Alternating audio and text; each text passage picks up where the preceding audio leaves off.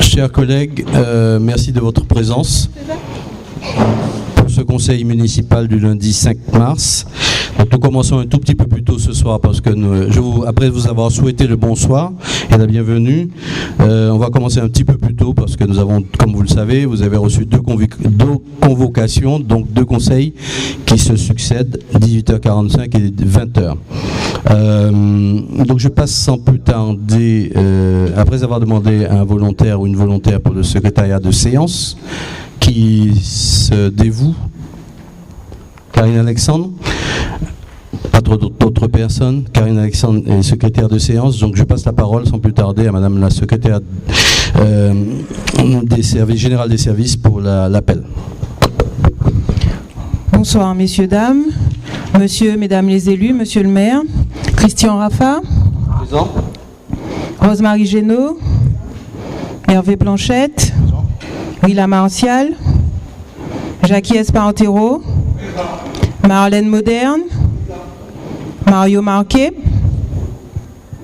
Karine Alexandre Sabin, Hugues Sindor, René Misa épouse Carrel, Marie Bragance, Germaine Pierre-Léandre, Thierry Méronis,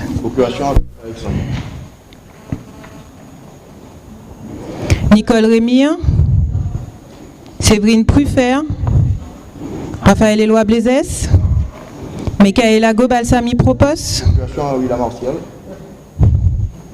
Alix Belchas, Michael Gobalsami, Patricia Trieste, Jeanne Dongar, Ludmila Larade, Roger Limer, procuration à Nazaire Carissan. Nazaire Carissan, Louis-Édouard Viraille, Procuration à Brigitte Lupon. Brigitte Lupon et Elsine Alamoutou. Je vous souhaite une bonne séance. Merci beaucoup. Donc, première séance, chers collègues, nous allons aborder plusieurs points à l'ordre du jour. En administration générale, l'approbation du procès-verbal de la séance du 11 janvier 2018. Oui. En point 2, désignation des membres de la commission d'appel d'offres. En point 3, approbation du projet de convention Ville d'art et d'histoire. En point 4, délégation à Cap-Nord Martinique pour la mise en œuvre d'un dispositif de capture des animaux errants et divagants. Chapitre finance, en point 5, demande de préfinancement relative à l'opération de rénovation de la cathédrale du Mouillage, phase 2, auprès de l'Agence française de développement. À ce sujet, je voulais vous souligner que vous avez dans votre parapheur, enfin dans votre chemisier là, une note de synthèse qui annule et remplace sur ce point simplement la question qui sera posée au conseil municipal, qui avait été malheureusement mal formulée, mais c'est juste la question, hein. En point 6, demande de préfinancement relative à l'opération de réhabilitation de la gendarmerie phase 1 auprès de l'Agence française de développement. En chapitre ressources humaines, création d'un poste budgétaire. En point 8, création d'un poste budgétaire suite à la mutation d'un agent du CCAS vers la commune. Et en point 9, informations diverses, qui n'est pas, comme vous le savez, un véritable point de délibération dans cet ordre du jour. Voilà, donc s'il n'y a pas de remarques, nous passons au premier point, approbation du procès-verbal de la séance du 11 janvier 2018. Je suis à votre écoute, chers collègues. Si vous avez des demandes de modification, de remarques, de Monsieur Marquet.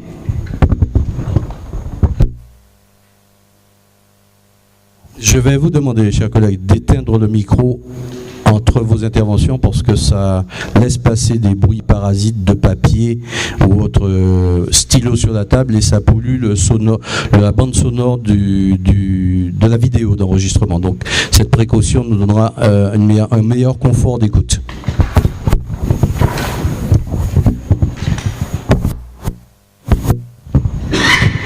Brigitte.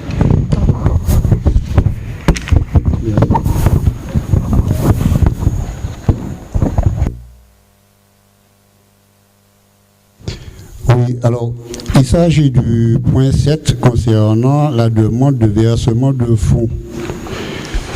Et je lis que il fait une demande Monsieur le maire lui demande de reformuler son intervention. Bon, je ne sais pas.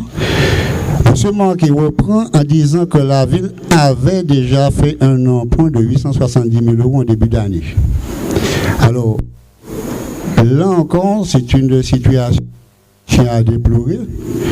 Pourquoi? Parce que je n'ai jamais dit que la ville avait déjà fait un emprunt de 870 000 €. Donc, je remarque de manière générale que tous ces petits problèmes ont tendance à dénaturer les propos que je pourrais tenir. Et je l'ai déjà dit une première fois, je le redis encore, et je dis que je ne suis pas d'accord. Je ne suis pas d'accord aussi qu'on me propose de faire une note quand effectivement je ne suis pas d'accord, parce que moi je crois que le procès verbal municipal doit refléter exactement ce que les gens disent. Un, de deux, d'autant plus qu'il n'y a pas énormément d'interventions. Donc le peu d'interventions qu'il y a, je suis désolé de voir effectivement qu'on a toujours tendance à dénaturer effectivement les propos. Ce n'est pas la première fois que je le dis. Je me propose de faire une note, mais je ne vais pas faire de note. Moi, j'estime qu'il faudra qu'on arrive à effectivement sortir de cette idée de je ne sais pas comment l'appeler, si de dictature ou je ne sais pas de quoi, mais il faut quand même, et c'est toi-même qui me l'as dit, hein, tu m'as dit que comment ça s'appelle, les conseils municipaux qui sont en général filmés, moi, devrait permettre effectivement qu'on puisse se rattraper s'il y a une erreur. Donc, ce n'est pas à moi de me rattraper, parce que moi, ce que moi j'ai dit, je l'ai dit une fois, je le répète encore, et moi, je reste persuadé qu'il faudrait faire le nécessaire et qu'il faudrait que toi-même, tu visionnes ces vidéos de telle sorte effectivement à rétablir la vérité.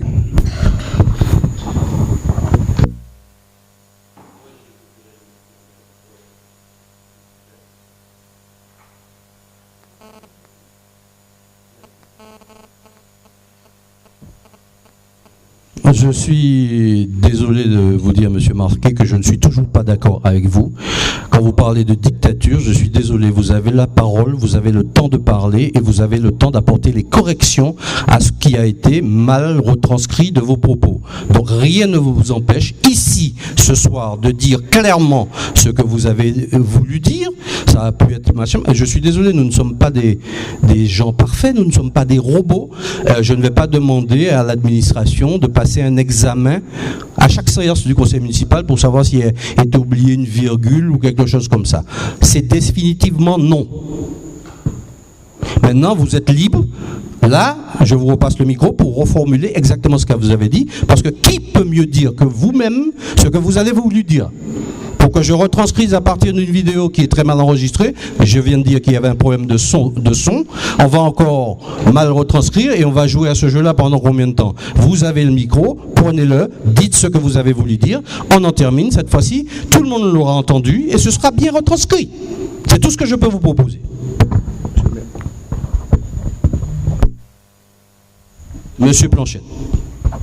Non, je veux juste rappeler que la loi, le législateur a prévu ce genre de points pour ça, pour pouvoir apporter des corrections. Et même pour les corrections, effectivement, ce qu'on a dit, ce qu'on sent interprété, comme ça, il n'y aura pas de quiproquo par rapport à ça. C'est bien pour ça que le législateur a prévu qu'avant de retranscrire le PV, il va falloir l'approuver dans le conseil municipal d'après.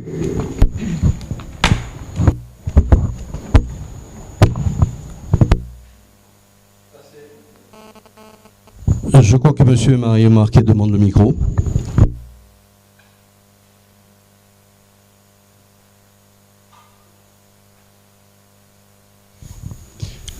Alors, je ne suis pas spécialement d'accord avec ce que vous disiez, que ce soit toi, monsieur le maire, ou bien le collègue Planchette. C'est toi-même qui m'as dit que la vidéo, elle sert à vérifier s'il y a des choses qui ne sont pas bonnes. Et moi, je trouve étonnant que tes propos ne soient pas dénaturés dans le procès verbal, mais que chaque fois fois qu'effectivement, moi j'interviens, comme par hasard, ils sont dénaturés. On me prête des propos comme quoi que j'aurais dit que la ville avait déjà fait un point. Absolument pas. Et je reprends d'autres. Hein.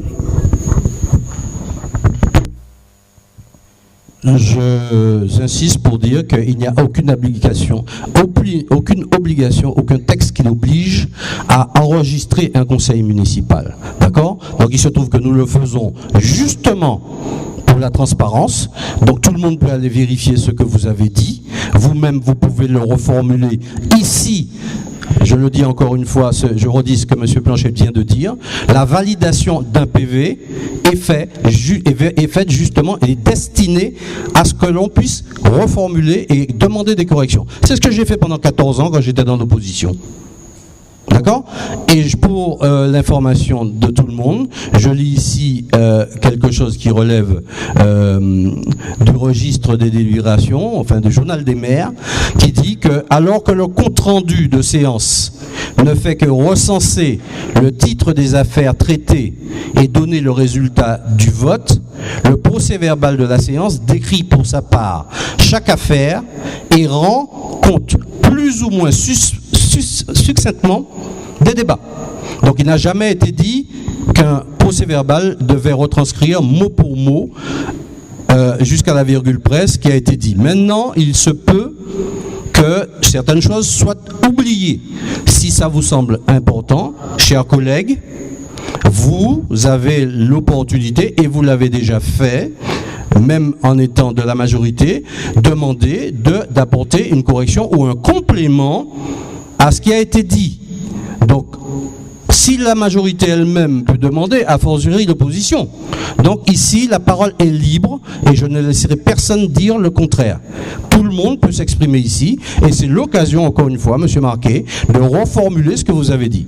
Il se trouve qu'on a entendu que vous avez parlé de 2 prêts effectués dans une même année. Je vous ai même dit que nous aurions la chance d'être la seule ville à qui on pourrait accorder 2 fois 870 000 euros, exactement le même montant, en une année. Bon, maintenant, si vous estimez que ce n'est pas ce que vous avez dit, dites ce que vous avez dit. Vous dites ici, clairement, à tout le monde, ce que vous avez voulu dire. Vous avez même le droit de vous tromper. Donc, aujourd'hui, vous avez le droit de rectifier. Et tout le monde est à l'écoute.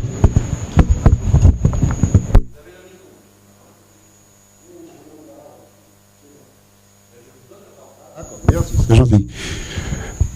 Je répète, je ne tiens pas à ce que mes propos soient repris mot à mot, mais c'est l'idée qu'on change, c'est l'idée. Vous changez volontairement l'idée, vous dénaturez cette idée-là.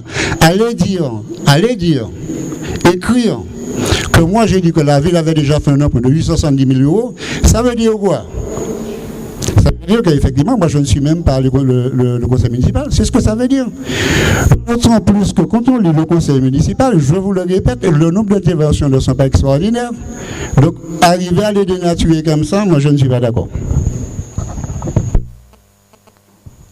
S'il n'y a pas d'autres remarques, je vais terminer quand même pour ne pas laisser n'importe quoi flotter dans l'air. Monsieur Marquet, je note que je vous ai donné la parole et que vous n'avez pas voulu reformuler ce que vous avez dit.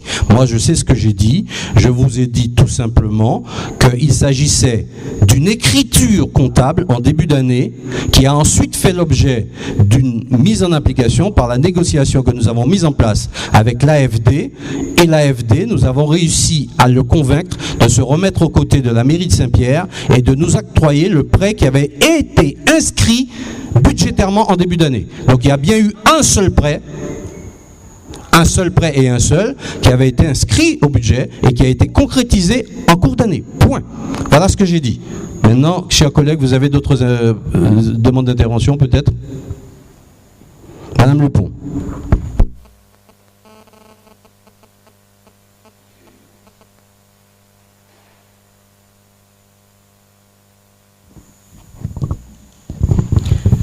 Alors j'aimerais que ce soit ajouté, page 3, à votre intervention. Donc, je lis, 3e paragraphe, monsieur le maire rappelle, etc., jusqu'à place laissée vacante. Je suis sûr que ça ne va pas être ajouté, mais bon, je demande quand même. Donc j'aimerais que vous ajoutiez ce que vous avez dit à ce moment-là. Lorsque j'ai ri, vous êtes énervé, vous avez dit, Madame Lupon, nous ne sommes pas dans un marché. Donc j'aimerais que ce soit ajouté au procès verbal, s'il vous plaît. Pas de souci, ce sera fait. Donc on rajoutera à quel niveau exactement?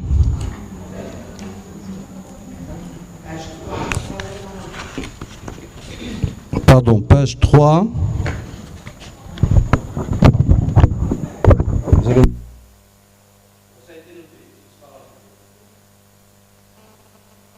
Monsieur Espartero.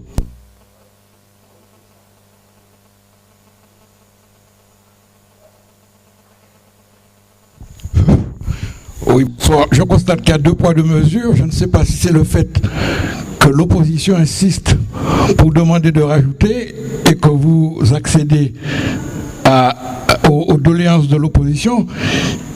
Dernièrement, j'avais demandé de retranscrire ce que j'avais dit. Vous m'avez dit non, vous n'avez pas à dire, lorsque je vous avais dit que vous aviez, au risque de vous déplaire, je vous avais demandé de le rajouter, vous ne l'aviez pas fait. Mais ça, c'est pas une polémique, hein. C'est simplement pour vous montrer votre contradiction. Donc ce qui est bon, ce qui n'est pas bon pour moi, est bon pour les autres. Voilà. Bien, je vous avais dit simplement que c'était pas fondamental. Oui, bon, d'accord, ok. Je note que vous avez noté que je traite différemment l'opposition de ce que l'on qualifierait de quoi? D'élus libres, c'est bien ça? Donc voilà, donc vous n'êtes pas de l'opposition, je l'ai noté. Donc la prochaine fois, je ferai attention de vous donner le même traitement que l'opposition.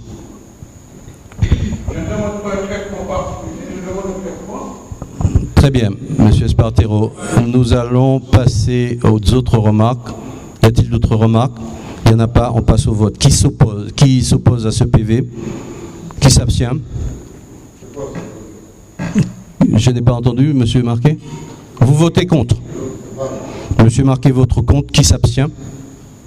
Pas d'abstention, donc vote à la majorité, moins un vote contre. Nous passons à la question suivante, désignation du membre de la commission d'appel d'offres. Donc je passe la parole à Madame la directrice générale des services pour savoir s'il y a eu des candidats, mais je vais passer au préalable la parole à Madame Génaud qui est rapporteure de ce point. Bonsoir à tous. Désignation des membres de la commission d'appel d'offres. Lors du conseil municipal du 11 janvier 2018, était à l'ordre du jour la mise à jour de la commission d'appel d'offres suite au décès de 2 membres de cette commission. La composition de la commission d'appel d'offres n'a pu être actée par le conseil municipal. En effet, le maire a informé que ce point ne pouvait être traité au regard des démissions des membres de la commission d'appel d'offres reçus. Il s'agit de la démission de M. Hervé Planchette, Mme Karine Alexandre Sabin, M. Michael Gobalsamy, Mme Rila Martial, M. Raphaël Roblezès, M. Thierry Méronis. L'article 22 du Code des marchés publics prévoit qu'il est procédé au renouvellement intégral de la commission d'appel d'offres lorsqu'une liste se trouve dans l'impossibilité de pourvoir au remplacement des membres titulaires auxquels elle a droit.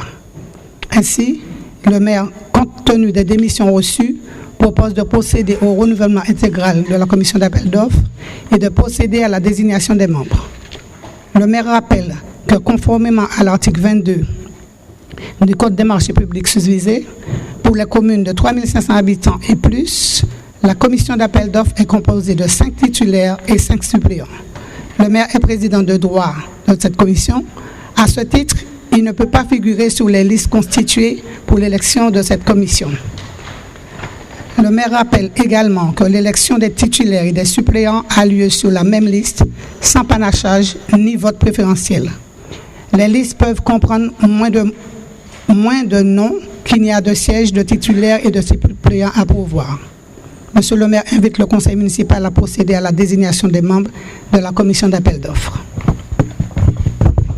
Merci collègues. Je passe la parole à Madame la directrice générale des services pour savoir s'il y a eu des listes de candidates. Bien, effectivement, nous avons 2 listes faire gagner Saint-Pierre. Donc je vais énoncer effectivement les candidatures. Hervé Planchette, Rila Martial, Michael Gobalsamy, Séverine Pruffert, Thierry Méronis, Alix Belchasse, Hugues Saint-Dor, Rosemary Génaud-Plesdin, Raphaël Éloi Blaisès et Karine Alexandre Sabin. Une deuxième liste, Agissons pour Saint-Pierre, constituée de Nazaire Carissan, Brigitte Lupon et Ludmila Larade. Donc, chers élus, vous avez effectivement le bulletin correspondant à chaque liste ainsi qu'une enveloppe qui vous permettra de voter. Pour ceux qui ont une procuration, vous avez donc de nouveau un bulletin et une enveloppe supplémentaire. Le bureau de vote va se composer d'un président, monsieur le maire, et de 2 assesseurs. Donc, on va faire appel à 2 volontaires. Monsieur Alcindor propose sa candidature et un deuxième volontaire, s'il vous plaît.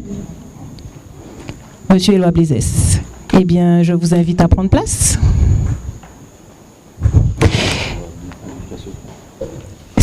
C'est donc effectivement un vote à bulletin secret. Je vais vous appeler au fur et à mesure pour glisser votre enveloppe dans l'urne. Monsieur Espartero. Monsieur Espartero, il y a où les micros?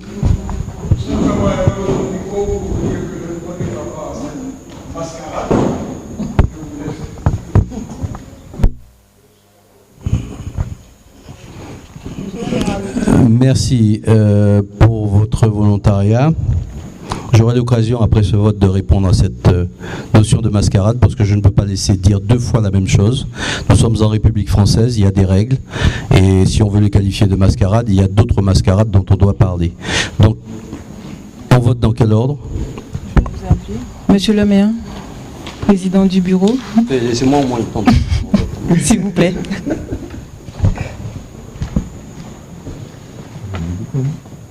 Ben oui, vous aussi, vous avez voté, il me semble.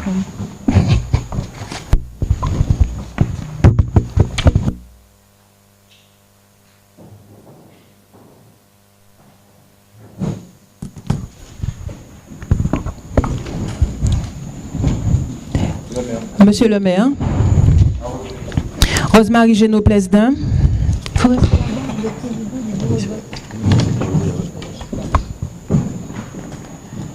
Hervé Planchette.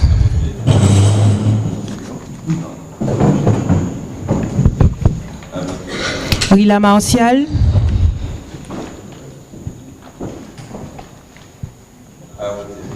Jackie Espartero, qui ne souhaite pas prendre part au vote. Marlène Moderne.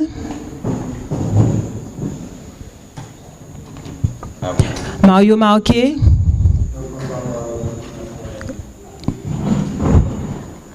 Karine Alexandre Sabin.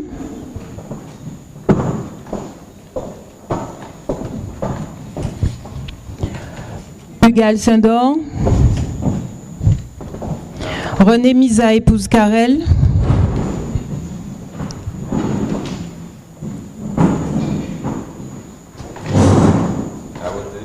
Marie Bragance.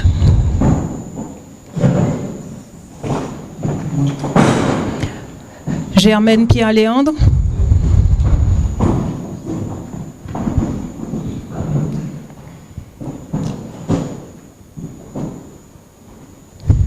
Thierry Méronis qui donne procuration à Karine Alexandre Sabin.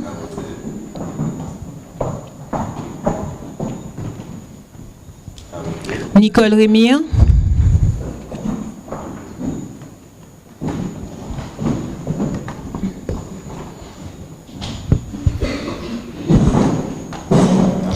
Séverine Pruffert.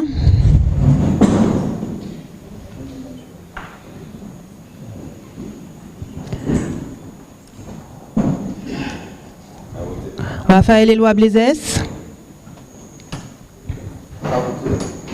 Michaela Gobalsamy propose qui donne procuration à Madame Martial.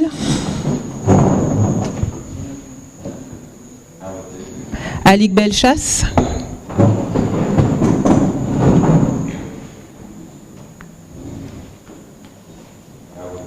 Michael Gobalsamy donnant procuration à Monsieur Hervé Planchette.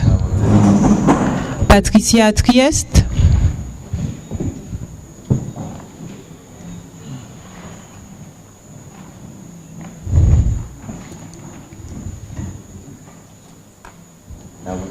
Jeanne Donga.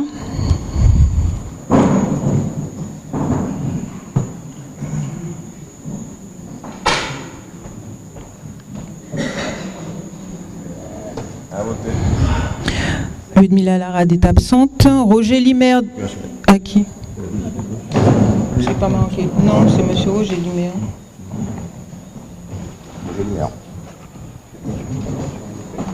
Roger Limer qui donne procuration à Nazaire Carissan. Pas madame Larade.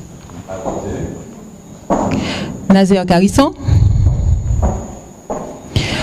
Louis-Édouard Viraille qui donne procuration à madame Brigitte Lupon, pardon.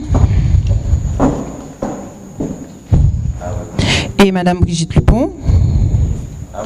Elcine Alamoutou étant absente. Donc, on va procéder au dépouillement, au compte d'abord des enveloppes. Donc, chers assesseurs, vous pouvez ouvrir l'urne et procéder au décompte des enveloppes, puis au dépouillement, comme le veut la règle.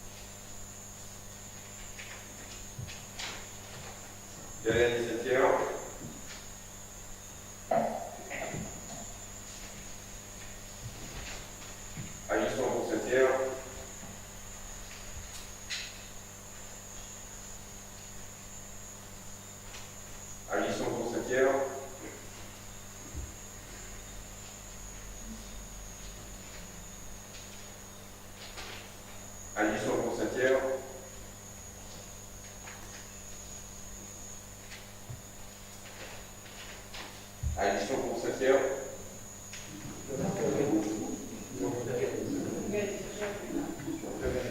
Pierre-Gagné Saint-Pierre.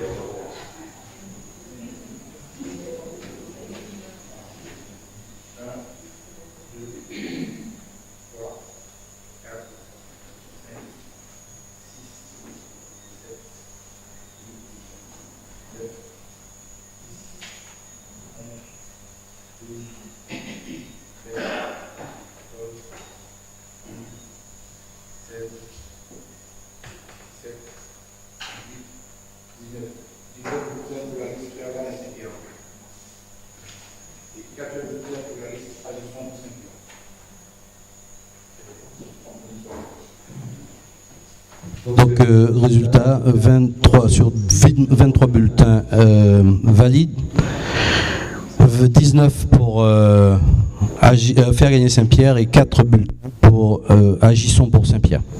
Merci, messieurs. Voilà, donc, comme vous le savez, chers collègues, un calcul qui est prévu dans le Code des collectivités territoriales nous donnera dans quelques minutes la répartition des 5 sièges qui sont en jeu. C'est bien ça, hein? 5 sièges. 5 titulaires et 5 suppléants.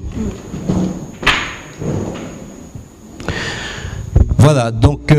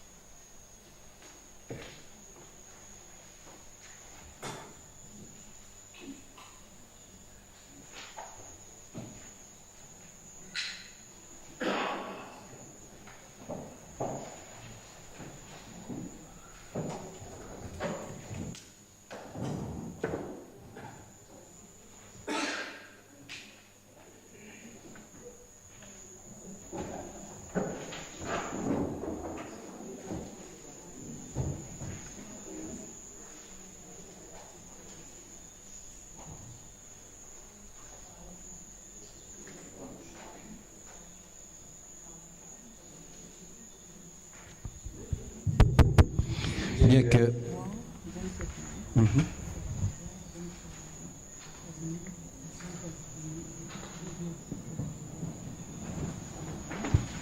D'accord.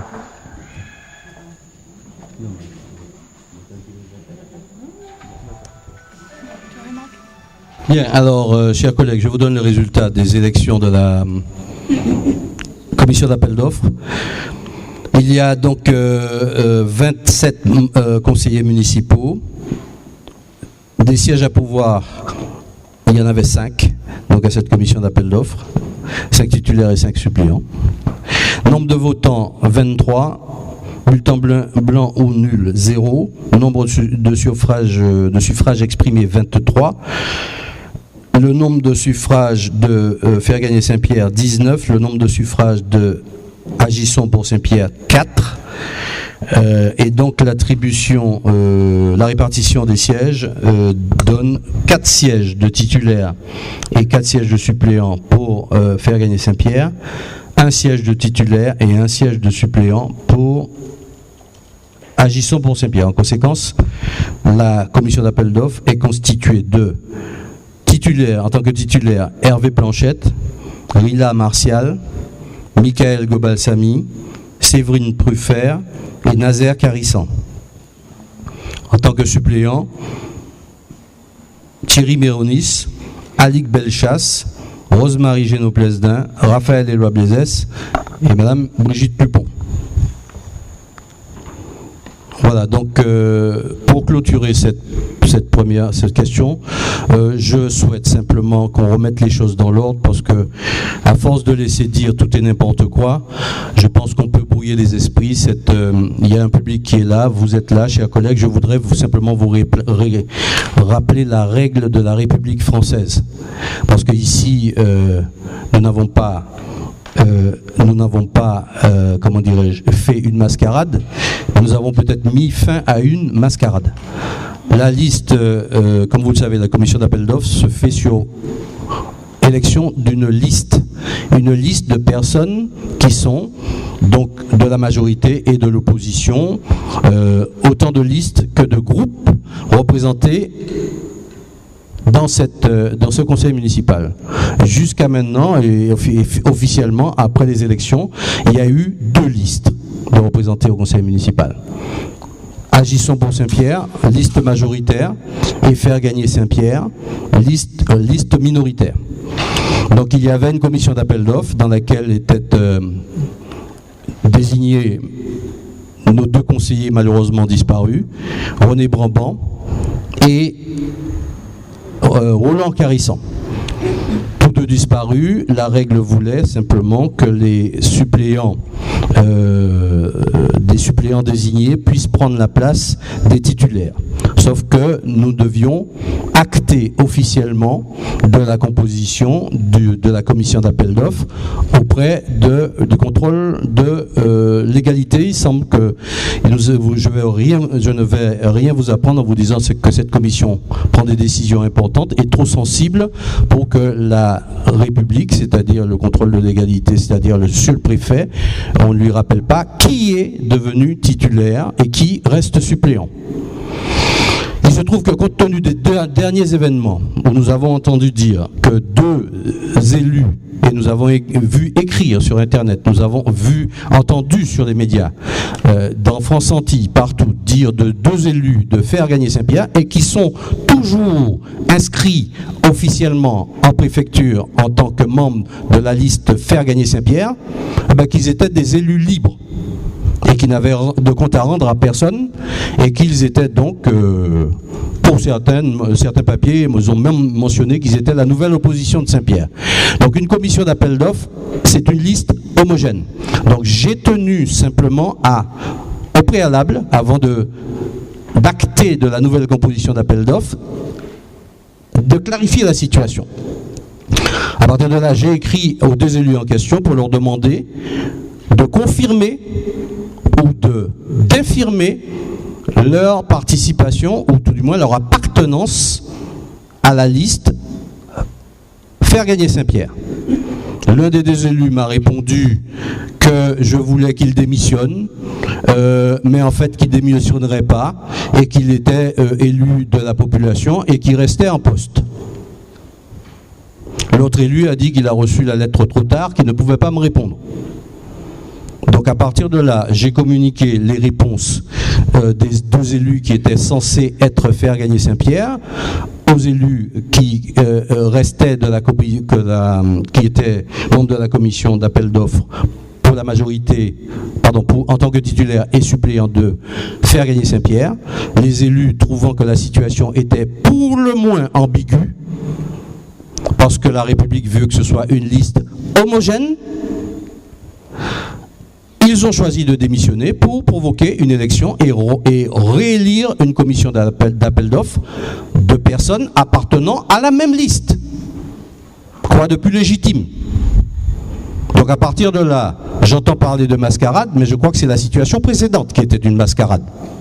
Quand on fait partie d'une liste officiellement enregistrée en préfecture, donc au plus haut niveau de la République française, en tant que partie prenante d'une liste, en tant qu'élu sur une liste, on dit qu'on n'a rien à faire dans cette liste-là, on n'est plus de cette liste-là, mais on veut rester dans une commission aussi sensible que celle de la commission d'appel d'offres, en tant qu'opposant non déclaré. Donc ça, si ça c'est clair, moi je veux bien. Mais en tout cas, je pense que c'est là que résidait la mascarade que vous avez choisi, chers collègues, que vous avez choisi de terminer. Vous avez décidé de terminer avec cette mascarade qui bafouait les règles de la République française. Donc voilà la situation. Donc maintenant, chacun prend ses responsabilités. Les élus en question, je leur ai demandé tout simplement de confirmer ou d'infirmer qu'ils appartenaient à notre liste. D'ailleurs, ils ne vous ont pas contacté, chers collègues, pour faire partie des candidats à l'élection d'aujourd'hui, ce qui prouve bien qu'ils ne sont pas sur notre liste, ou tout du moins qu'ils estiment ne plus être sur notre liste, mais tout en restant enregistrés. Je veux bien le dire. dans les archives de la République française, ils sont toujours faire gagner Saint-Pierre. Mais ils ont décidé de façon arbitraire et unilatérale qu'ils étaient des élus libres. C'est leur problème, ils le décident. Nous, on continue notre chemin. Ça n'est pas un débat, monsieur Espartero, ça n'est pas un débat, monsieur Marc. Vous avez le droit d'avoir la parole. Vous allez vous exprimer comme vous voulez, ça n'est pas une délibération. Je passe au point suivant.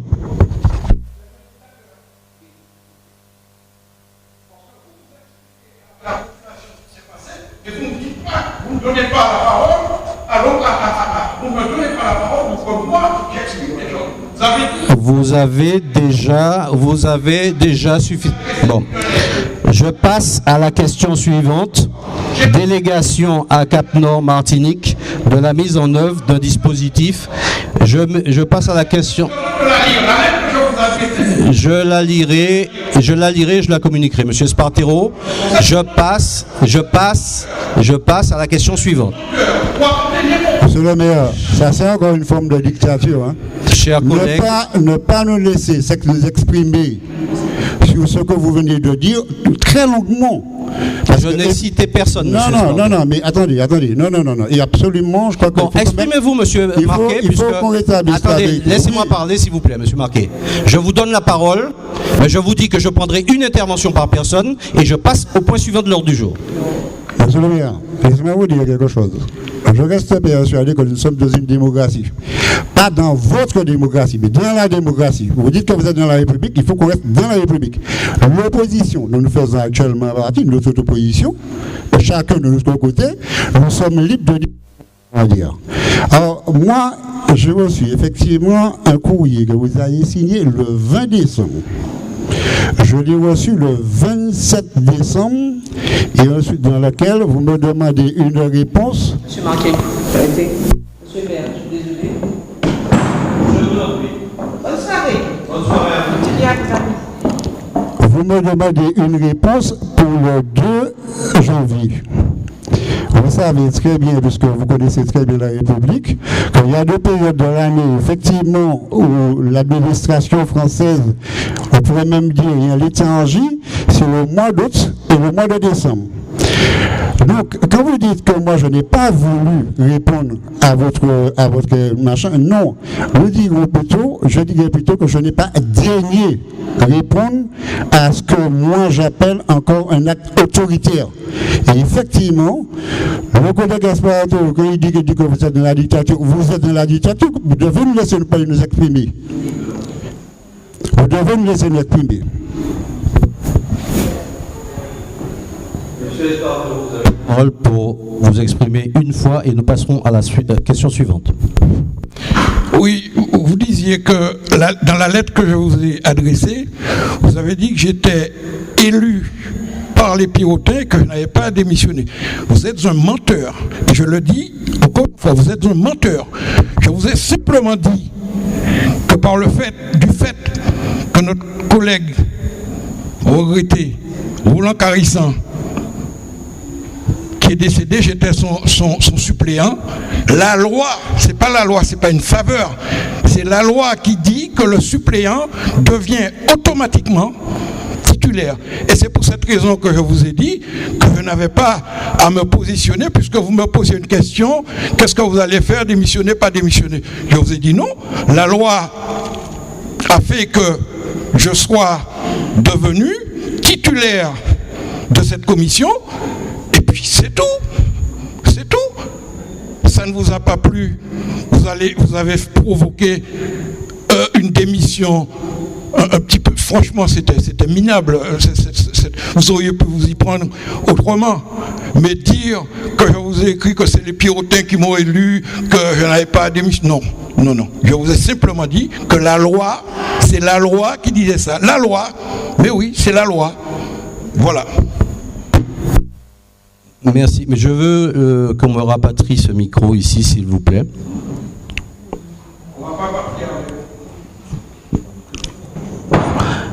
Il se trouve que je répondrai quand même que la loi autorise aussi à vos collègues de démissionner. Et encore une fois, j'ai du mal à accepter que depuis plusieurs mois, vous insultez vos collègues en leur disant tout simplement qu'ils sont dénués d'une quelconque intelligence et surtout aucune capacité de décision autonome par rapport à moi. Et vous dites encore ce soir que c'est moi qui ai demandé aux élus de démissionner, et comme une bande de béni-oui-oui, de godillots, comme vous les avez traités, ils ont tous obtempéré. Donc ces gens-là n'ont aucun cerveau, ils n'ont aucune capacité de décider personnellement et de critiquer et de juger de façon critique une position quelconque du maire, si tant est que c'était le cas. Donc à partir de là, je note encore une fois qu'ici, il n'y a que des fantômes et que je suis le seul à prendre des décisions. Pas de soi, mais il se trouve que la République française les autorisait aussi à démissionner. Et encore une fois, si vous me traitez de menteur, moi j'ai un courrier, vous en avez un. Mon courrier que vous avez reçu, je vous mets au défi de voir sur ce courrier une quelconque demande de démission de ma part. Je vous ai demandé de confirmer ou d'infirmer votre appartenance à la Faire-Gagner-Saint-Pierre. Vous saviez ce que ça voulait dire. C'est-à-dire que si vous aviez dit que vous n'étiez plus de Faire-Gagner-Saint-Pierre, de fait, vous seriez obligé de démissionner. Mais je n'ai jamais écrit. C'est vous qui avez déduit. Et puis, je terminerai en disant que si vous estimez que j'ai commis un acte illégal, vous avez le tribunal administratif qui est grand ouvert, porter plainte au tribunal administratif contre ce qui vient de se faire ici. Merci. Je passe à la question 3. Délégation à Cap-Nord-Martinique de la mise en œuvre d'un dispositif de capture des animaux errants et divagants. Je passe la parole à Madame Moderne Marlène. Bonsoir à tous. Pour mémoire, le président de Cap-Nord a sollicité l'ensemble des maires de la communauté d'agglomération par courrier en date du 21 septembre 2016, projet de gestion centralisée des carnivores domestiques errants et divagants en Martinique. Initié par la direction de l'alimentation, de l'agriculture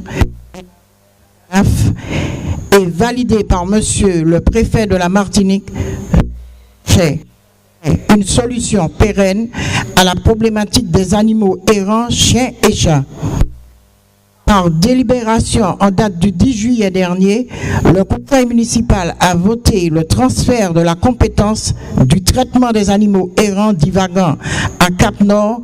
Or, il s'agissait de donner délégation à monsieur le maire afin qu'il vote un conseil communautaire, une délégation au président de Cap-Nord pour permettre à ce dernier d'établir une convention avec l'association de gestion et de protection des animaux de la Martinique AGPAM,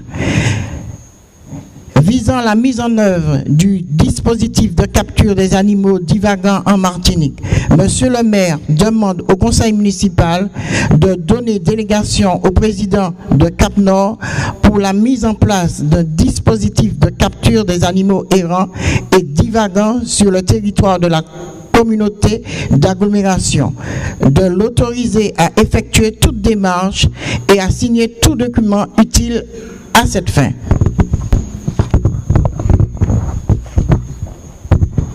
Merci collègues. Y a-t-il des questions? Pas de questions. On passe au vote. Qui vote contre? Qui s'abstient? Une abstention. Adoption à l'unanimité moins une abstention. Question 4. Approbation du projet de convention Ville d'Art et d'Histoire. Je passe la parole au collègue Alik Belchas.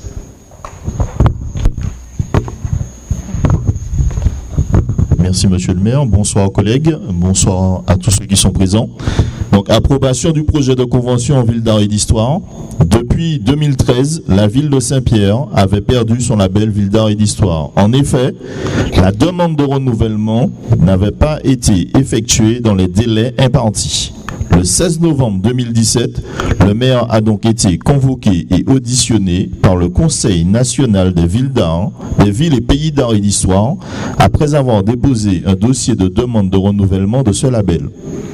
Suite à l'avis favorable et sans réserve émis par le dit Conseil, et à la décision par courrier du 22 janvier 2018 de Madame Françoise Nyssen, ministre de la Culture, la ville de Saint-Pierre est de nouveau labellisée ville d'art et d'histoire. Aussi, une nouvelle convention décennale devra ainsi être signée entre la ville et le ministère de la Culture. La dite convention fixera de nouveaux objectifs que la ville s'engage à atteindre par le biais de différentes actions menées dans le cadre du label Ville d'art d'histoire au cours des 10 prochaines années, en partenariat avec la direction des affaires culturelles, l'ADAC. Monsieur le maire demande donc au conseil municipal d'approuver le projet de convention Ville d'art et d'histoire tel que proposé et de l'autoriser à signer la convention et à prendre toute mesure concernant cette affaire.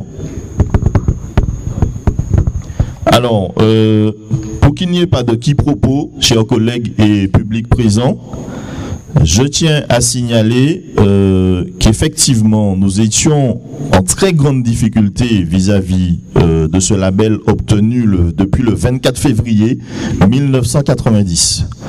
Ce label est sujet à renouvellement de façon décennale. Il faut savoir que la dernière échéance de ce label courait sur l'année 2013. Et il fallait donc qu'un dossier soit présenté 2 ans avant cette date. Donc ce qui veut dire 2011. Il s'avère que lorsque nous sommes arrivés aux affaires, donc en 2015, rien n'avait été fait. Et quand je dis rien, c'est rien.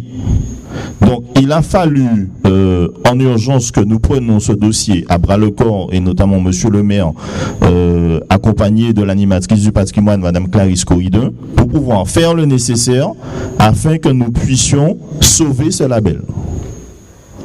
Bon, voilà un peu les conditions dans lesquelles les choses se sont faites, et c'est grâce à l'investissement de tout le monde, de toute notre équipe ici présente.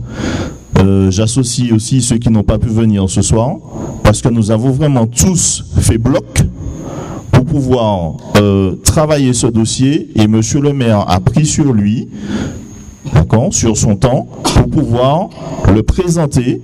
L'animatrice du patrimoine aussi est à féliciter avec son équipe, parce qu'elle a traversé des moments très difficiles. Elle a fait son boulot, elle a vraiment travaillé jour et nuit, et aujourd'hui, tout ce travail porte son fruit. Avec les félicitations, je tiens à préciser, du conseil qui a auditionné l'équipe qui s'est présentée devant lui.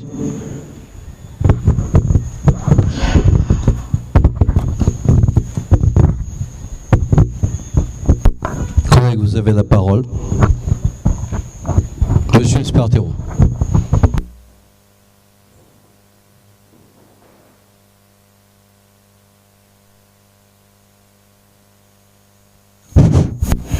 C'est vrai que concernant ce label, beaucoup de choses ont été dites, beaucoup de remerciements ont été adressés.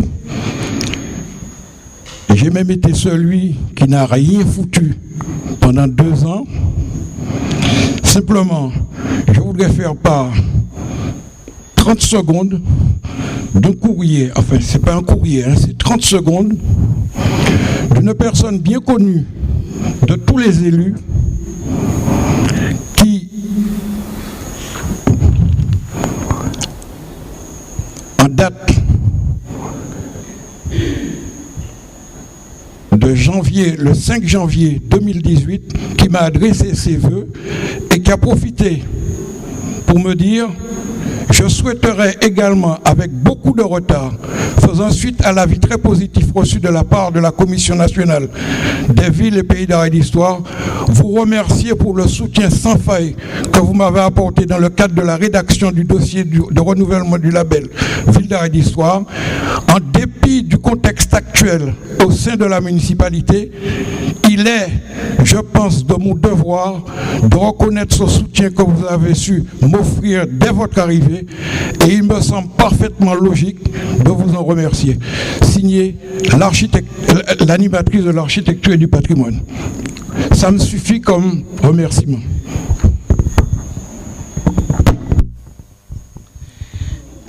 Bien.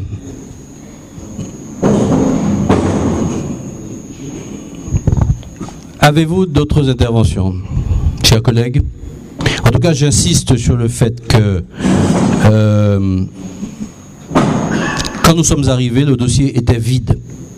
Le dossier était vide, et je vous rappelle l'histoire, qu'il y avait, il y a deux obligations dans la convention, deux obligations principales dans la convention que je vais à nouveau signer avec monsieur le préfet de la Martinique dans quelques jours, à savoir avoir un service patrimoine, donc avec des personnels dedans, dont une ou un animateur ou une animatrice du patrimoine, et aussi un centre d'interprétation de l'architecture et du patrimoine, c'est-à-dire un SIAP.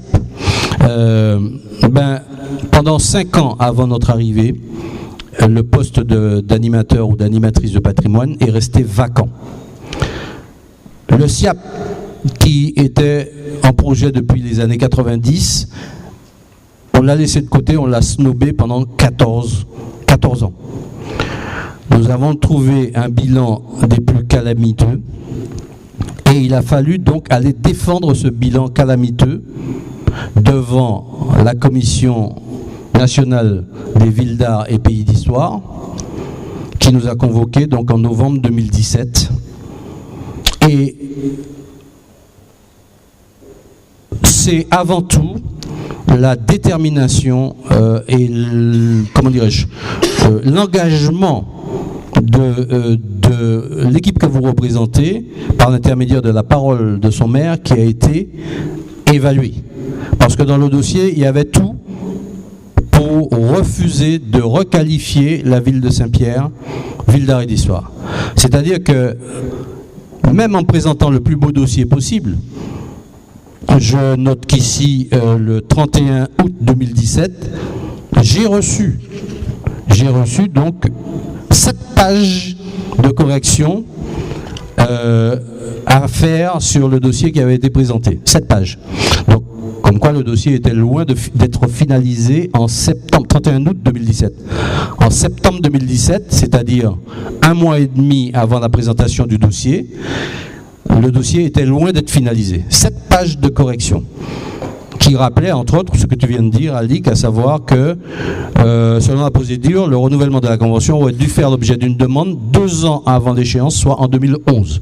Donc on arrive en 2015, c'est-à-dire 4 ans après le moment où on devait présenter ce dossier vide, et on entend dire par Madame Lupon qui est partie, et elle pense peut-être que c'est parce qu'elle est partie que je ne le dirai pas, que l'opposition avait quasiment renoncé à la demande de renouvellement de ce label, parce qu'elle s'est étonnée que nous avions, nous, choisi de représenter un dossier en disant « Ah, je suis surpris, vous avez donc abandonné l'idée du pays d'art et d'histoire ».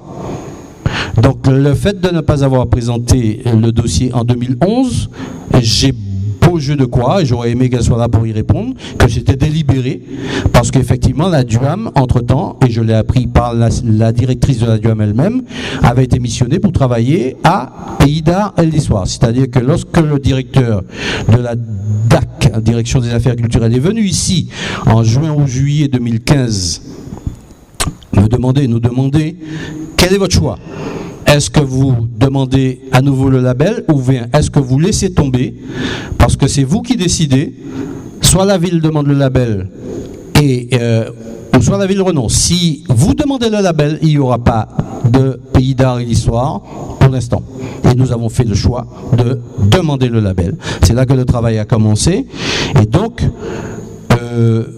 la DAC, on ne pouvait pas tromper la DAC. La DAC suivait depuis 2001 jusqu'à 2015 tout ce qui était fait et surtout pas fait dans la ville.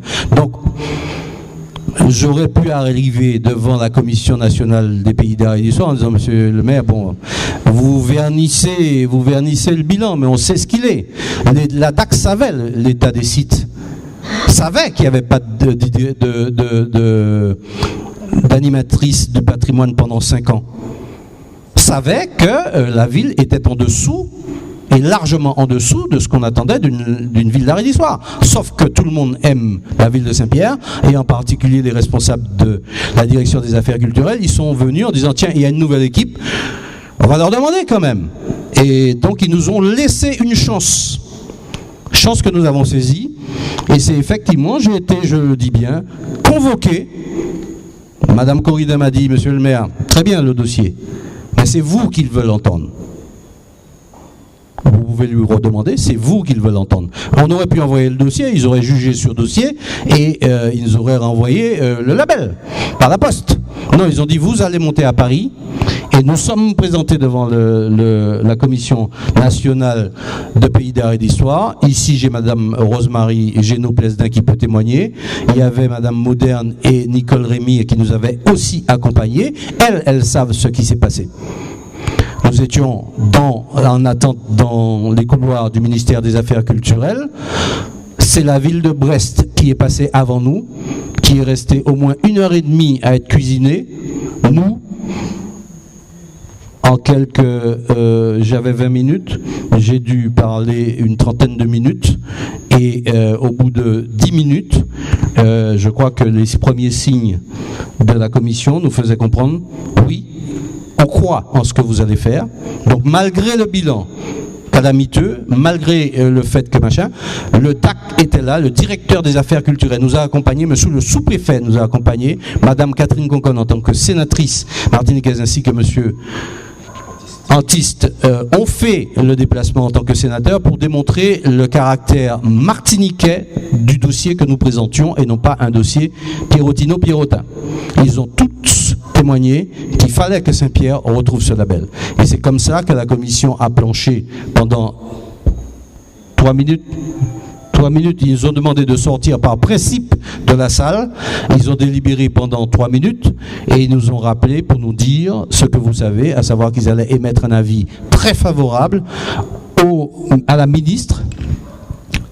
Pour que ensuite nous avons reçu une lettre de la Commission nationale tout du moins de l'Association nationale des pays d'art, de villes et pays d'art et d'histoire, qui nous a aussi félicité de la détermination et surtout du caractère particulier de la présentation du dossier, qui c'est la première chose que j'ai dite, à savoir que ville d'art et d'histoire, oui, mais avec les pierrotins. Ville d'art et d'histoire, c'est pas uniquement pour vernir les sites et plaire au ministère de la Culture. C'est juste une politique qui va nous permettre d'asseoir sur l'histoire, sur le patrimoine de Saint-Pierre, un développement urbain, un développement de notre commune au profit des pierrotins, intégrés dans le projet de ville que nous avons mis en place. C'est-à-dire que le label est un élément du projet de ville de Saint-Pierre, et non pas un tout en soi. Voilà, donc c'est un levier dont nous allons profiter pour faire en sorte que notre ville puisse se développer, pour que notre ville puisse accueillir dans de bonnes conditions des touristes, pour que les pierrotins puissent en profiter, et que les pierrotins soient fiers d'être dans une ville d'art et d'histoire, parce que pendant 14 ans, on leur a dit que le label ville d'art et d'histoire était un boulet. Et c'est pour ça que la ville n'avançait pas. Sauf que ça, c'était une façon de cacher les compétences et les capacités de faire de l'équipe qui nous a précédés. Parce que si le label était véritablement un boulet, on se demande pourquoi Mme Concon a conclu son intervention en disant « Moi, je suis amoureuse de Saint-Pierre, mais Madame la Présidente, je voulais dire que Fort-de-France a un dossier chez vous. Je sais que le chemin est encore long, mais nous espérons un jour avoir le label pour Fort-de-France. » Donc si le label était un boulet, Fort-de-France ne le demanderait pas. Et Pointe-à-Pitre aurait déjà dégagé en touche, parce que Pointe-à-Pitre est ville d'art et d'histoire, Basse-Terre également. Et pourquoi il y a toujours moins de 200 villes en France sur 36 000 communes qui sont villes d'art et d'histoire? Si ça n'est pas un privilège, je vous demande de me citer d'autres chiffres. Donc à partir de là... nous prendrons à bras le corps cette chance qui nous est donnée à la ville de Saint-Pierre. Dans cette convention, il y a toutes les obligations surtout, parce que là, on nous a fait confiance. Mais le travail reste à faire. et l'État est prêt à nous accompagner parce que, comme je leur ai dit, la ville de Saint-Pierre, avec ses 4200 habitants, avec ses moins de 6 millions de budget, avec sa masse salariale de près de 60%, ne peut pas, à elle toute seule, faire face à cet enjeu. Et la présidente de la commission Ville d'Arrêt d'Histoire m'a dit, monsieur le maire, il a pris le DAC à témoin en disant, monsieur le directeur des affaires culturelles, j'ai entendu le maire de Saint-Pierre, c'est une petite ville avec des grandes ambitions, donc l'État devra être à côté de cette ville pour qu'elle puisse faire en sorte de profiter de cette richesse patrimoniale et culturelle qui sommeille dans cette ville. Donc nous sommes au travail parallèlement à cette convention déjà avec la responsable des affaires du service patrimoine, avec la direction des affaires culturelles pour aller chercher au niveau le plus haut, avec l'accompagnement d'un préfet qui est hyper motivé, les moyens de créer un effet starter autour de ce label pour que Saint-Pierre puisse pleinement en bénéficier et en profiter. Donc le label, oui, mais au profit des Pierrotins, quel que soit leur niveau dans cette ville. Et c'est ce à quoi je tiens et c'est ce à quoi je m'engage devant vous ce soir et devant la population qui nous écoute. Y a-t-il des demandes d'intervention ? Pas de demande d'intervention. Donc je passe à l'approbation de à la réponse à cette question qui vous est posée. Est-ce que vous approuvez le projet de convention Ville d'Arrêt d'Histoire tel que proposé? Et est-ce que vous m'autorisez à signer la convention et à prendre toutes les mesures concernant cette affaire? Qui vote contre? Qui s'abstient? Adoption à l'unanimité. Nous passons au chapitre finances. En question 5, il s'agit d'une demande de préfinancement relative à l'opération de rénovation de la cathédrale du Mouillage, phase 2, auprès de l'Agence française de développement. La ville a engagé des travaux de rénovation de la cathédrale en 2013. Cependant, seul le dossier des travaux de la première phase avait été déposé à notre arrivée. Et c'est peut-être ce que l'opposition n'a pas voulu entendre non plus. Pour rappel, le 14 décembre 2015, la signature de la convention avait permis de contractualiser le financement accordé par les services de l'État. C'est-à-dire que dès décembre 2015, nous avons reçu un avis positif et même j'ai signé convention pour que l'État nous aide dans la deuxième phase de travaux de la cathédrale. Mais la demande de cofinancement à l'ex-région déposée le 29 octobre 2015, nous pensions que ça irait beaucoup plus vite que ça. Donc nous sommes autorisés à démarrer, à croire que nous étions autorisés à démarrer la deuxième phase en décembre 2016. Sauf que, après 3 ou 4 présentations de notre dossier à la CTM, nous nous sommes aperçus que nous étions à court de moyens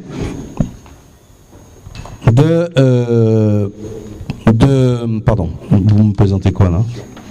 La correction de la délibération. D'accord. De la question seulement. Donc, le dossier en clair a pris énormément de retard auprès de la CTM et nous pensions que nous pourrions commencer les travaux et avoir l'accord de financement. Sauf que, à cause de problèmes liés au financement de la première phase des travaux, l'Europe a fait à la fine bouche pour nous suivre sur la deuxième phase. C'est ça la réalité. Parce que le préfinancement qui avait été accordé pour la première phase par l'Europe, à hauteur de 50% des travaux, a été consommé par la gouvernance précédente de la ville de Saint-Pierre, en nous laissant la possibilité de terminer au 31 décembre 2015 les travaux seulement à hauteur de 15%. Non seulement nous n'avions plus les sous, mais en plus nous avons été obligés de rembourser, ou tout du moins nous étions sous le coup d'une demande de remboursement de l'organisme qui gère les fonds européens à hauteur des 15% qui avaient été consommés par l'équipe précédente en nous laissant un chantier qui était loin d'être terminé à notre arrivée. Donc, et c'est ce trop perçu que Miguel Laventure a rappelé en plénière devant le conseiller territorial de la ville, qui s'estime conseiller territorial de la ville de Saint-Pierre, ça va être M. Raphaël Martin, il lui a rappelé que ce trop perçu avait été encaissé en 2014. Et c'est nous qui avons réglé la facture. En fait, nous avons trouvé un arrangement pour débloquer ce dossier et c'est ainsi que finalement la CTM a voté après moult tergiversations. J'ai participé à une réunion de près de 2h30 pour comprendre pourquoi l'Europe bloquait sur la demande de financement de la phase 2. Eh ben, il s'agissait de ça, de cet argent que nous avions trop perçu et que nous étions dans l'incapacité de rembourser. Donc ils nous ont dit, bon, on va voir comment on va faire. Et finalement, la CTM a voté en novembre 2017, c'est-à-dire il y a quelques mois, sa participation ainsi que celle des fonds européens. Les notifications reçues, il y a une petite faute là, les 18 et 19 décembre 2017 pour la CTC, le contrat de progrès, en novembre 2017 pour les fonds européens. Donc, chers collègues, nous avons enfin reçu cette notification, tout du moins, ce vote qui a été fait en novembre 2017. L'AFD, avec qui nous étions en dialogue depuis plusieurs mois, et qui attendait la décision de la CTM, a enfin pu enclencher avec nous le processus d'accompagnement, de préfinancement de nos projets. Et c'est ainsi que nous avons convenu avec eux que 2 projets allaient être tenus pour être accompagnés en 2017, la phase 2 de la cathédrale et la gendarmerie. 2017, non, c'était pour le programme 2017 et nous avons conclu ça sur le programme 2017. En 2018, nous allons pouvoir inscrire d'autres projets qui vont être préfinancés par l'AFD. Donc c'est pour ça que ce soir, nous allons vous soumettre ces 2 questions. Donc, je continue donc en disant que l'agence va préfinancer les opérations d'investissement sur le montant des subventions État et fonds européens sur l'opération concernée. L'État subventionne à hauteur de 20% le coût de l'opération, soit 182 299,11 € et les fonds européens interviennent à 49,55% des dépenses éligibles, soit 451 630,47 €. Dois-je relire intégralement le plan de financement que vous avez entre les mains, qui s'élève au total à 911 495,56 €, avec les détails que je viens de vous relater. Non. Est-ce qu'il y a des questions? Des demandes de précision. Monsieur Mario Marquet.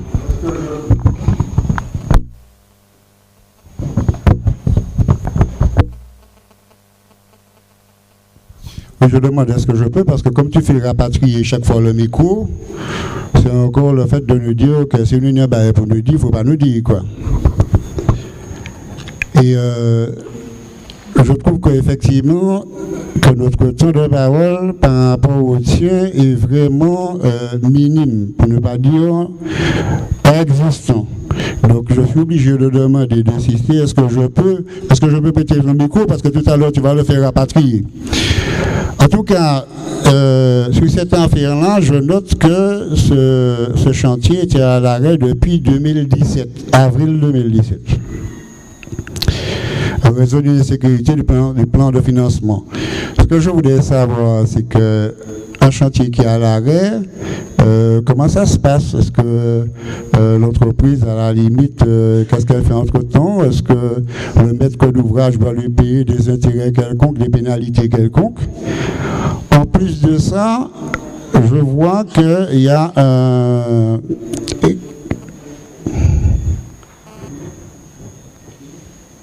que l'échafaudage est encore en place. Donc je voudrais savoir qui paye cet échafaudage. Merci, je ne suis pas plus long que ça. Encore une fois, Monsieur Marquet, vous posez des questions en tant que chargé de l'urbanisme qui m'étonnent. Mais c'est sans m'étonner, parce que je dois le dire aujourd'hui. Je peux vous poser une question. À combien de réunions de chantier vous avez participé sur cette cathédrale? Bon, ben voilà. Donc à partir de là, effectivement, je me dois de vous éclairer.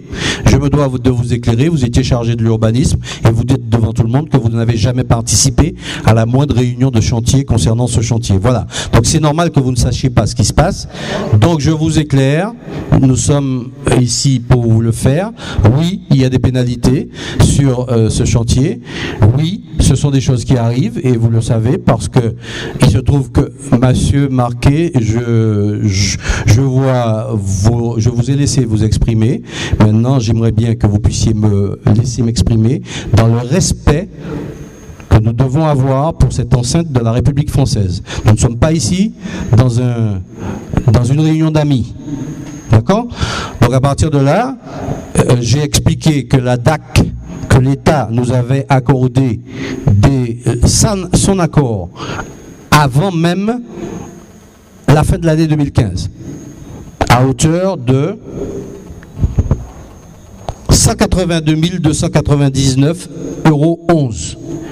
Donc ça n'était pas une affaire de dossier qui était mal monté. C'est une affaire que je viens d'expliciter, à savoir que les fonds européens, la cellule en charge des fonds européens auprès de la CTM demandait clarification sur une situation qu'on nous avait laissée et qui n'était pas des plus claires. Donc à partir de là, le dossier a pris du retard. Moi, j'ai pris sur moi de lancer ce chantier, pensant que ça allait, le dossier allait être traité et allait trouver une conclusion plus rapide.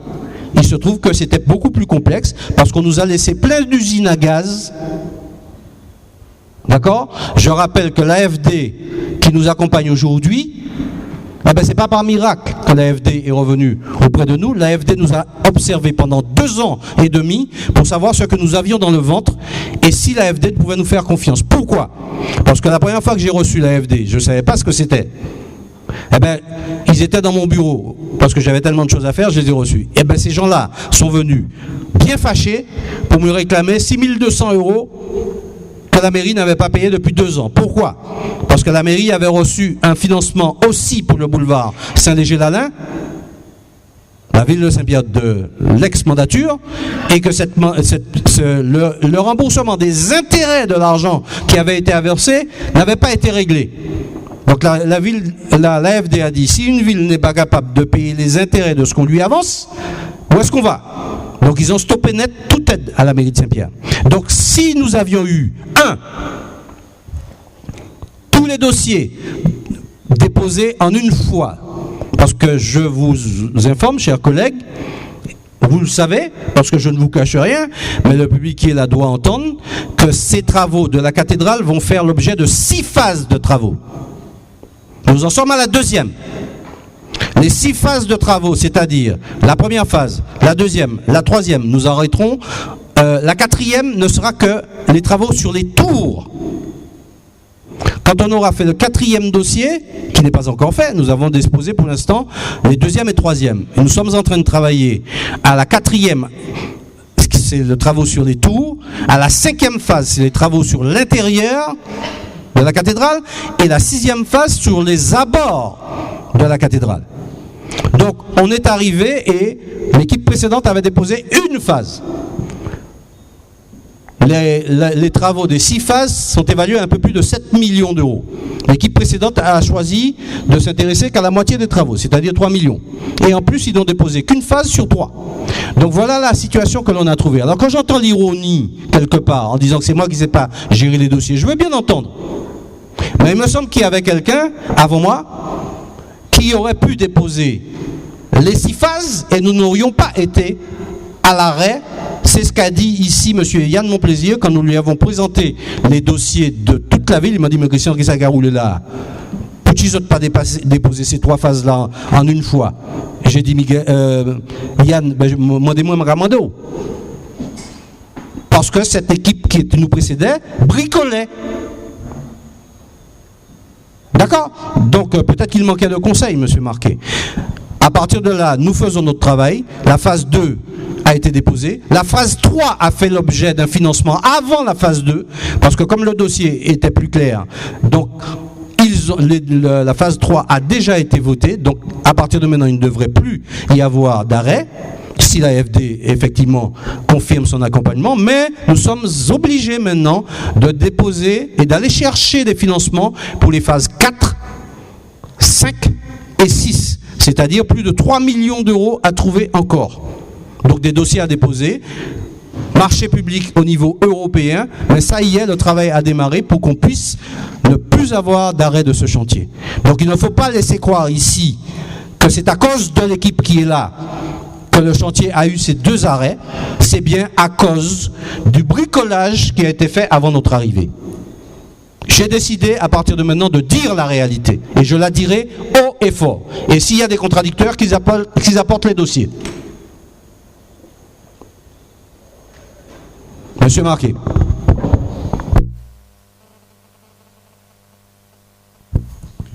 Je suis extrêmement étonné de t'entendre parler de respect à la République quand toi, effectivement, tu nous demandes de rapatrier un micro alors que le micro il est à disposition de ceux qui sont à toute la table pour pouvoir s'exprimer. Donc quand tu me dis que moi, c'est une question de respect, non, commence pas à parler pour toi, c'est toi qui nous manques de respect. Donc tu peux en rigoler si tu veux, mais je préfère te le dire, toi tu nous manques de respect. En tout cas, tu as pris une demi-heure, tu vois, c'est toujours ça que moi je te dis, cette notion d'enfumage.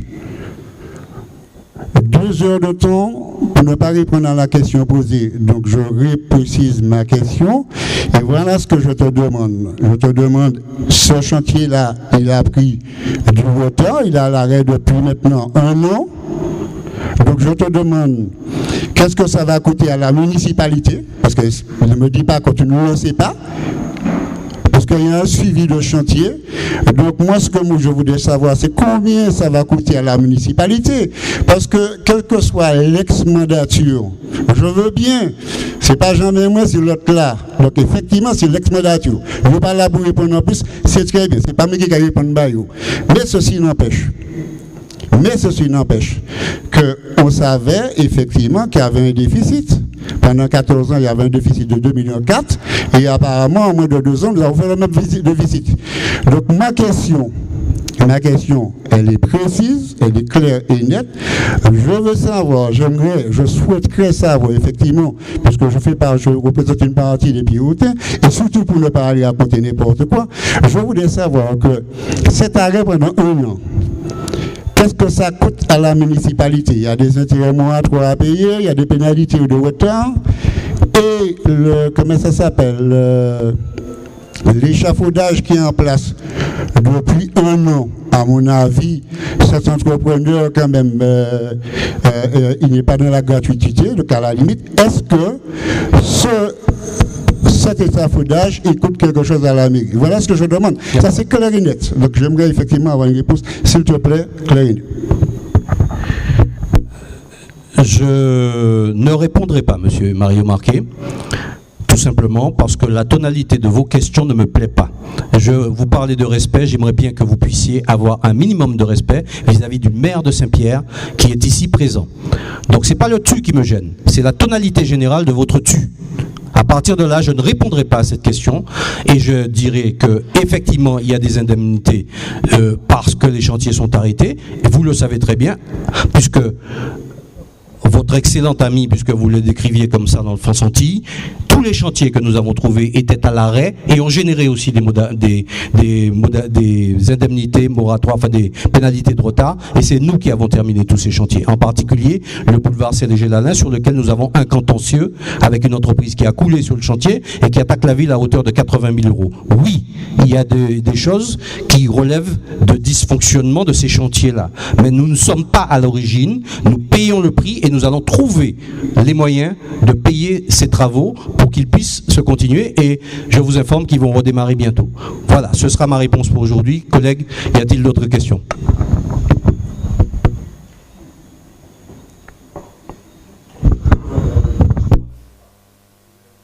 J'ai eu la parole suffisamment, ça n'est pas un dialogue entre nous, vous êtes suffisamment exprimé.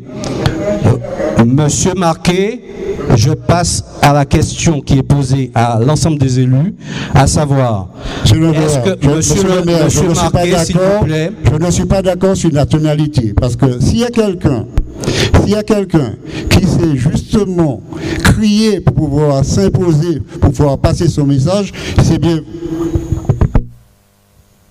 Je ne crie pas, monsieur Marquet, je m'assure que je suis entendu. Bon, monsieur Raphaël Blaisès, Éloi Blaisès, veuillez me rapatrier ce micro qui n'est pas la possession de monsieur Marquet. Et je passe à la question. Le maire demande donc au conseil municipal de lui donner l'autorisation de recourir à un crédit auprès de l'AFD correspondant au montant susvisé, de l'autoriser à effectuer une cession de créances professionnelles à l'attention de l'AFD portant sur la créance des subventions des fonds européens et de la DAC afin de garantir le remboursement et le paiement des sommes dues à l'AFD. Enfin, de l'autoriser à signer la convention de crédit et les bordereaux de cession de créances. Qui vote contre? Qui s'abstient? Adoption à l'unanimité. Nous passons à la question C7, non 6, pardon. Demande de préfinancement relative à l'opération de réhabilitation de la gendarmerie, phase 1, auprès de l'Agence française de développement. La ville doit engager des travaux de réhabilitation de l'actuelle gendarmerie qui accueille les administrés et qui accueille les gendarmes ainsi que leurs familles qui y sont logés. Le bâtiment n'a bénéficié d'aucun entretien depuis plus de 20 ans et pose actuellement des problèmes de sécurité pour ses occupants. La première phase du projet concerne les études de maîtrise d'œuvre, les travaux d'étanchéité, de menuiserie, de carrelage et d'électricité à traiter dans les meilleurs délais. Le plan de financement s'établit comme suit: DETR 90 125,56 €, 70%. Le contrat de ruralité à hauteur de 32 100 €, 24,93%. La commune de Saint-Pierre, 6 525,24 €, soit 5,07%. Pour un total de 128 750,80 €. La ville de Saint-Pierre, souhaitant préserver sa trésorerie, a également sollicité l'Agence française de développement pour le préfinancement de cette opération. En effet, l'AFD préfinance ces opérations d'investissement à la hauteur des subventions État et fonds européens uniquement. Sur l'opération concernée, l'État a confirmé une aide financière d'un montant de... Non, il y a eu un petit souci, c'est cette question-là qui est remplacée... Voilà. Non, c'est bien ça. Donc, une aide financière de montant de 122 225,56 €, soit 94,93% du coût total de l'opération. Le maire donc demande au conseil municipal de lui donner l'autorisation de recourir à un crédit auprès de l'AFD correspondant au montant susvisé, de l'autoriser à effectuer une cession de créances professionnelles à l'attention de l'AFD portant sur la créance de subventions DETR et contrats de ruralité afin de garantir le remboursement et le paiement des sommes dues à l'AFD, et de l'autoriser à signer la convention de crédit et les bordereaux de cession de créances. Qui souhaite s'exprimer?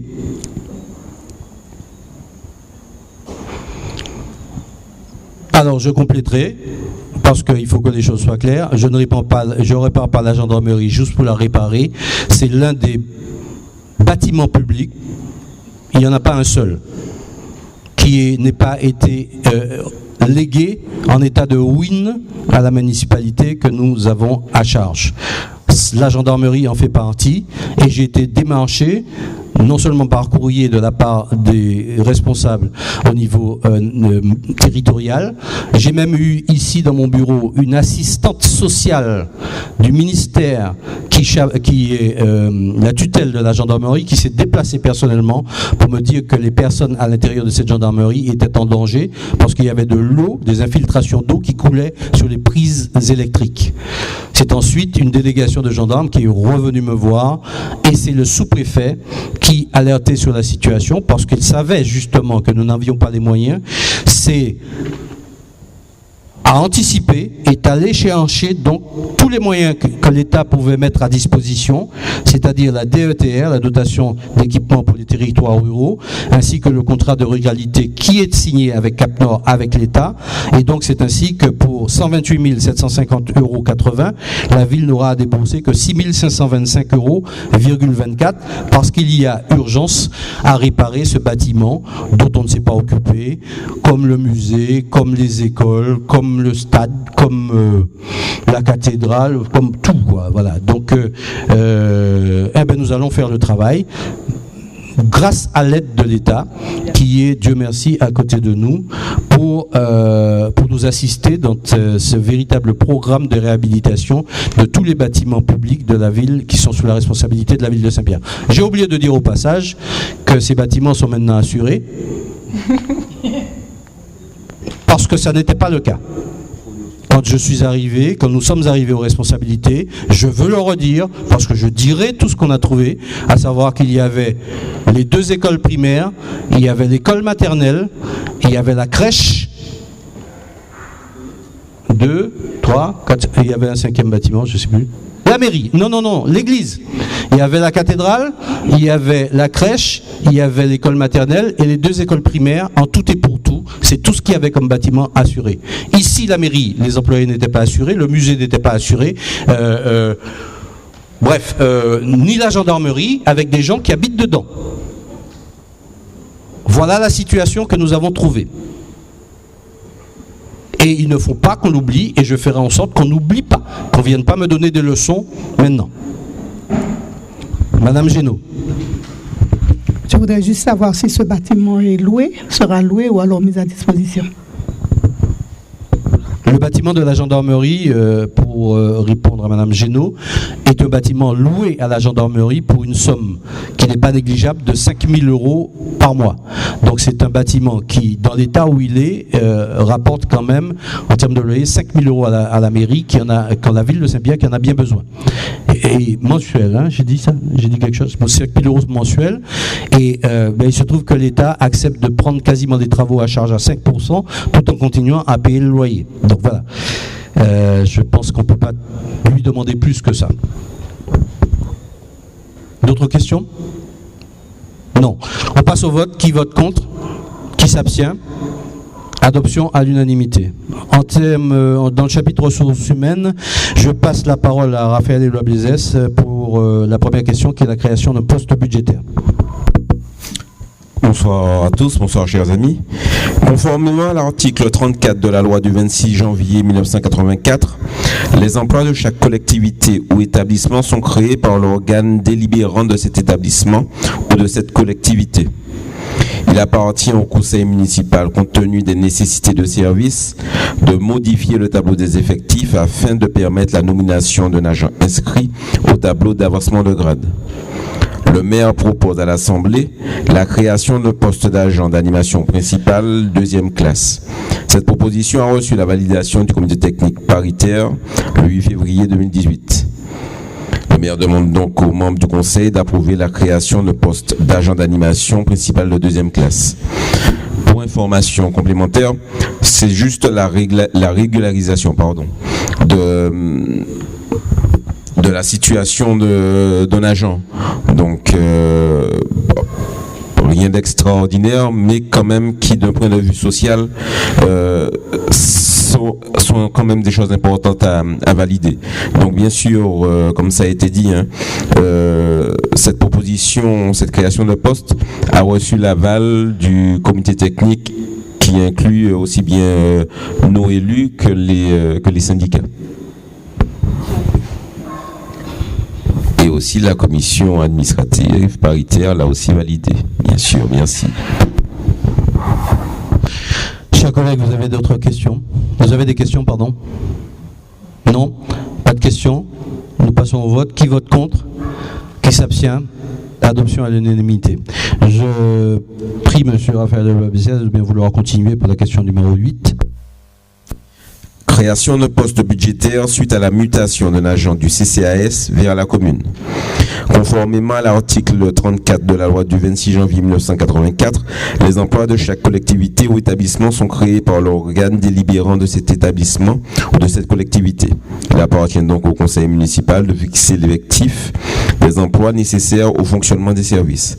Compte tenu de la mutation d'un agent du CCAS vers la commune et pour une meilleure organisation des services, il convient de créer le poste budgétaire d'adjoint administratif. Cette proposition a reçu la validation du comité technique paritaire le 8 février 2018.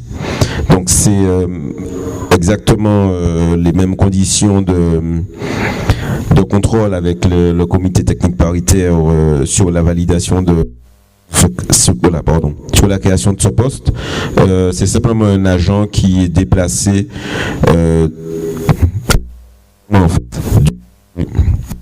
du CCAS à la commune. Donc c'est le même agent qui reste toujours là. C'est simplement une régularisation administrative.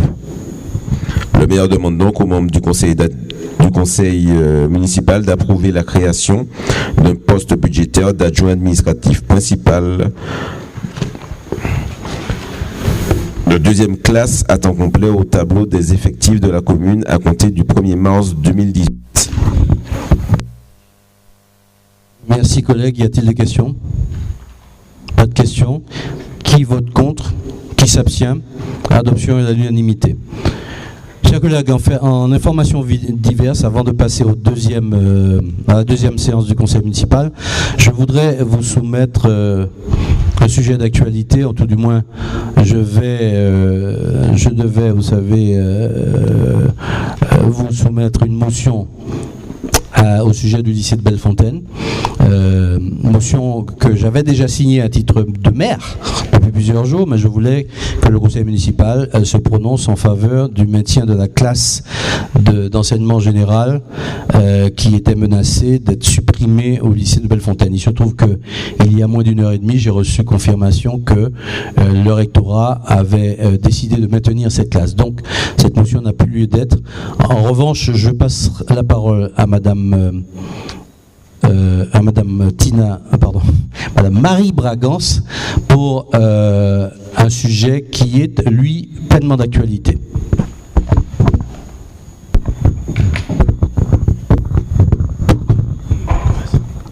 Bonsoir à tous. Alors, une motion relative aux conséquences des LAR sur la ville du Prêcheur et ses environs.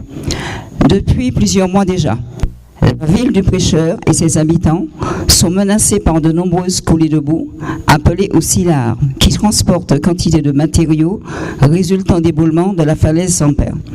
Les habitants du Prêcheur doivent vivre avec ce risque et l'inquiétude d'entendre à tout moment, de jour comme de nuit, retentir la sirène leur imposant de quitter leur domicile de toute urgence. Les services de la CTM ont entrepris les démarches nécessaires au curage de la rivière du Prêcheur, mais le volume de matériaux à extraire est très important et cette opération prendra de toute évidence plusieurs mois. Le lit de la rivière est actuellement saturé de matériaux et sa capacité à absorber les prochains phénomènes similaires apparaît limitée. Aussi, les élus du conseil municipal de Saint-Pierre, signataires de la présente motion, considérant que la sécurité des habitants de la ville du Prêcheur passera très probablement par la mobilisation et l'implication solidaire des élus de la ville de Saint-Pierre, considérant la répétition et la dangerosité de ces phénomènes d'une envergure exceptionnelle due au volume de matériaux encombrant déjà le lit de la rivière et de ceux encore accumulés au pied de la falaise Saint-Père. Considérant que les moyens déployés doivent être proportionnés à l'importance de la menace, considérant la proximité de la prochaine saison des pluies risquant de favoriser le plus important larmes, considérant l'importance et l'acuité du risque pour la population, demande que le comité du pilotage dont la constitution est annoncée examine la possibilité de mobiliser toutes les sociétés de carrière du territoire, y compris par l'option de la réquisition, afin qu'elles mettent à disposition leurs moyens techniques pour renforcer les moyens déjà déployés et contribuer ainsi à accélérer le curage de la petite rivière. La réduction, voire l'arrêt momentané de l'activité de ces sociétés sur certains des sites habituellement exploités pourrait être compensée par la récupération des matériaux évacués du lit de la rivière. Demande que le futur comité de pilotage examine la possibilité de la mise en œuvre de transports maritimes des matériaux extraits de la rivière jusqu'au retour à une situation normale pour faire face au risque très probable d'augmentation du trafic des camions transporteurs traversant les villes de la côte Caraïbe. Demande que, compte tenu de la proximité géographique des villes du Prêcheur et de Saint-Pierre et de l'éventualité de mutualisation des moyens des deux villes en cas de nécessité de sécurisation des populations exposées, que la ville de Saint-Pierre soit associée au futur comité de pilotage. Donc je demanderai aux conseillers municipaux qui le veulent afin de signer cette motion.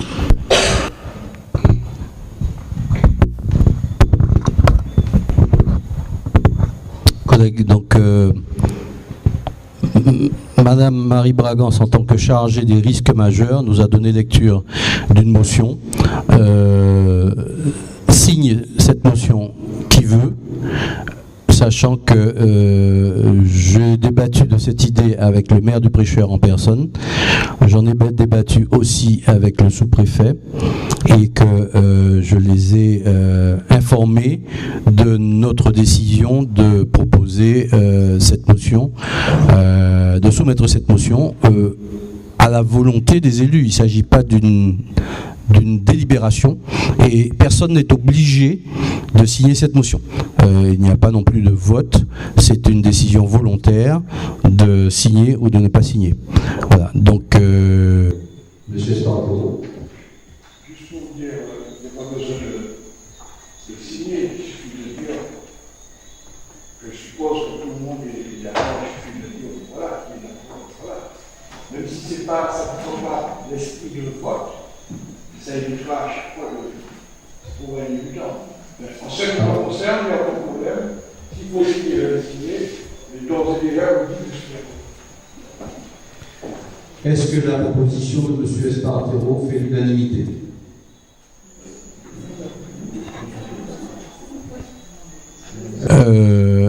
Comment? Oui, c'est vrai. Bon, je comprends la proposition de M. Espartero, mais effectivement, je pense qu'il vaudrait mieux, effectivement, on me le rappelle, qu'une motion arrive signée, ou alors ce serait la main du maire au nom de tous les conseils municipaux. Les conseillers municipaux à minima. Mais bon, je préférais que les personnes ici s'engagent individuellement. Donc on va rester sur cette idée. Vous n'êtes pas obligé de le faire tout de suite. Vous pouvez le faire à la sortie tout à l'heure avant de partir. D'accord? Bien, chers collègues, si vous êtes d'accord avec cette idée,